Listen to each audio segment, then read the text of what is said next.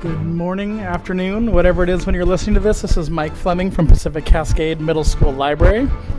This is a requested monthly PTSA book review and something to look out for maybe for your kids. If they're big readers and you're looking, we'll try to post this about once a month all year long. And then, of course, there'll be the normal Christmas and summer reading lists that we make. Start off with, I guess, a 3-book series from a guy named Pierce Brown. And it's called the Red Rising series. The first book is Red Rising. The second one is Golden Sun. The third one is Morning Star.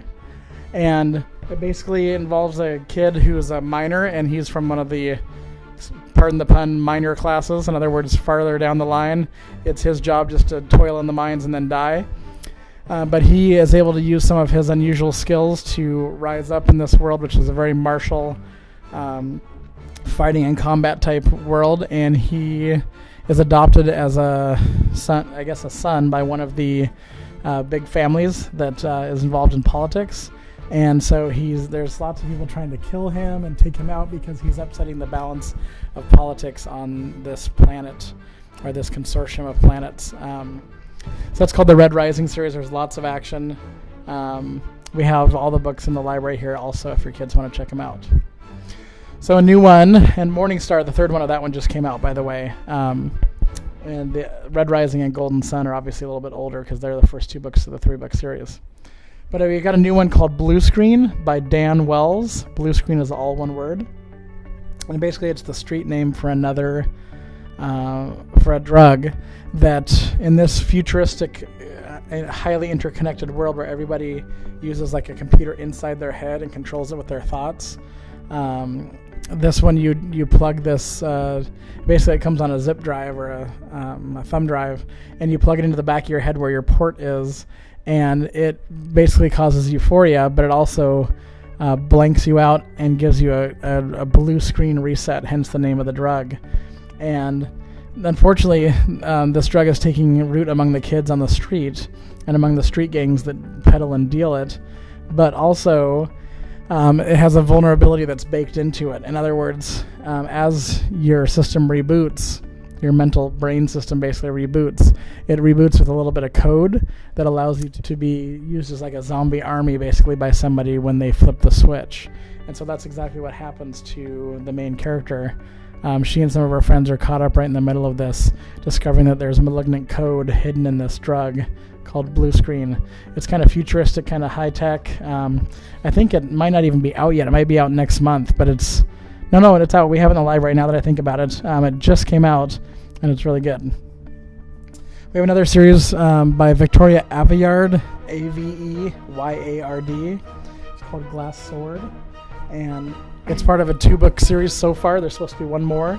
The first one is called Red Queen, and it's proving fairly popular. It's the new Divergent, basically. It's catching on, and girls are coming and asking me about it, girls and guys. And basically it's the haves versus the have-nots. It's the silvers versus the reds. And Meyer, the main character, she has a similarity to a long-lost queen physically, and she also demonstrates in the fighting pits a little bit of silver power, which she should not have because she's a red. But to hide it, they pick her up, they kind of adopt her into their family. They're trying to figure out why she has these powers that only the silvers should have. And of course she's in touch with a cute boy who's part of the rebellion and against the silvers and all this kind of stuff. So there's some class politics going on. There's some magic and magical abilities stuff going on. So it's a pretty hot series right now, and the second one is called The Glass Sword. Another book to add to that is Pull by Anne Riley, Pull by Anne Riley. Rosie's the main character. She's in London for the funeral of her grandfather, who she was very close to. And it turns out that while she's there, she sees a mugging of a citizen by some young thugs. And the first thing she knows while she's witnessing this and feeling helpless in the middle of it, a group of kids show up, and they basically replay the entire scene again, except this time they're in position to stop the mugging, and they do so quickly and efficiently. And then they take off, and she kind of yells at him and says, "Hey, what did you just do?" And they're like, what, you could see that? And so basically they're kids that have the same power that she has, which is to basically pull or rewind a situation up to like 2 or 3 or 4 minutes, and then make it come out differently. So they roam around the city rescuing people and, you know, and pulling time to, like rewinding time to do things over again.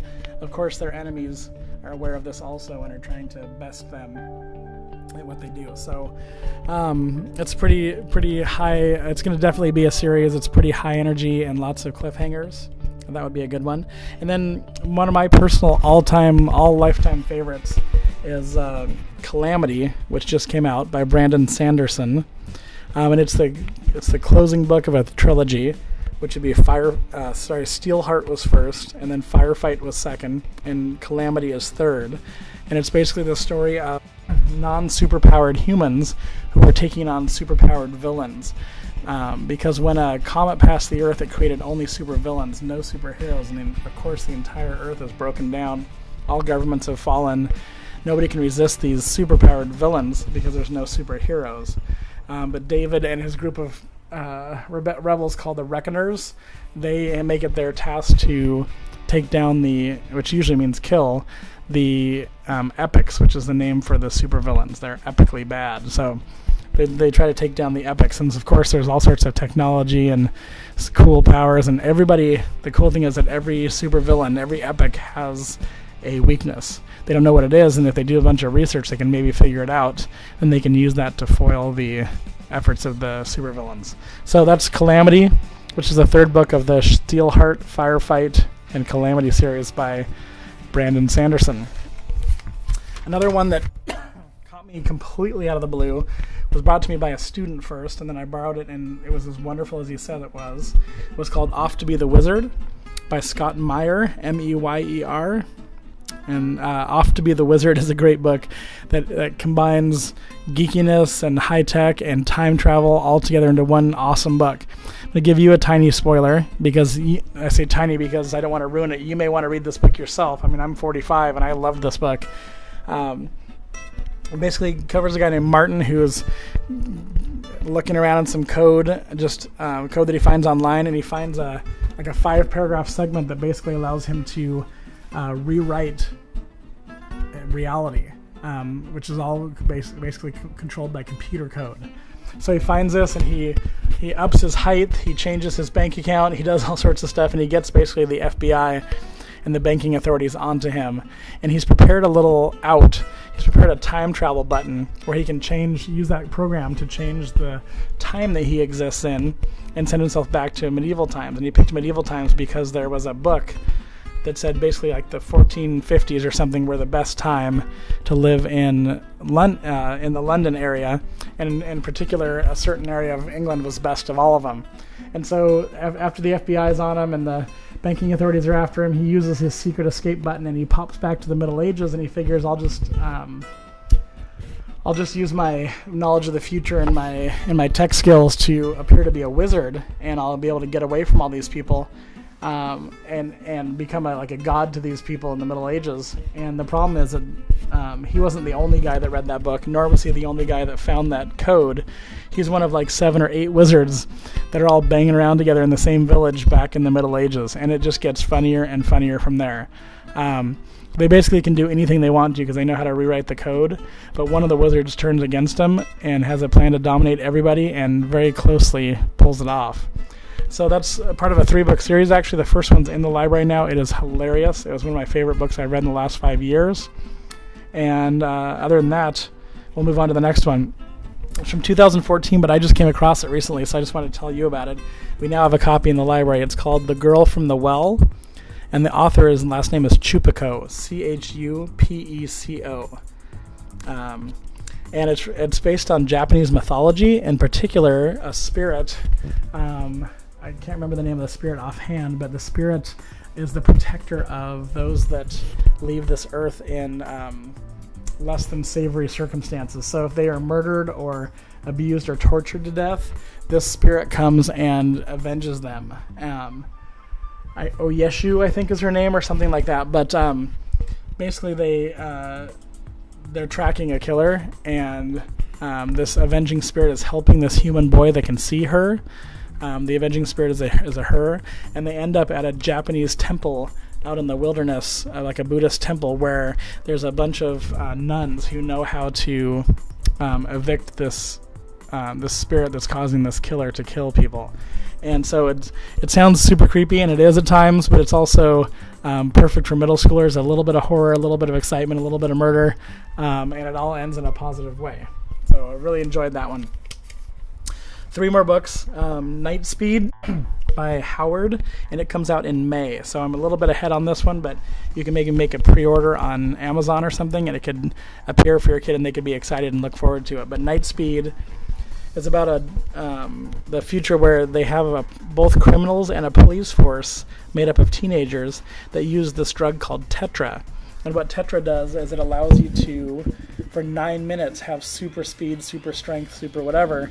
And the reason that only teenagers can use it is that it burns out the nervous system of people that are older. And for 9 minutes, you can go nuts. So when the police get a report that somebody is on Tetra, a criminal who's committing a crime, they immediately put one of their teenage police officers onto Tetra, and they track him down and try to bring him in before the 9 minutes is up. So of course it's this high-powered cat and mouse cops and robbers game. After the main character, who's trying to do what's right, gets kicked out of the police force unjustly, she goes undercover to try to break up the ring of the worst Tetra criminals in the entire city. Anyway, that's the main plot, but it's awesome. It's going to be a big hit here at school. That's Night Speed by Howard. Timmy Failure 1-4 by Stephan Pastis. He's the newspaper cartoonist who does the Pearls Before Swine series in the newspapers, but it's a great replacement for Wimpy Kid, or for kids that are trying to move on from Wimpy Kid. It's a little more text heavy, a little fewer drawings, but it's about the worst private eye ever to work in the history of the world, and he's got a imaginary pet polar bear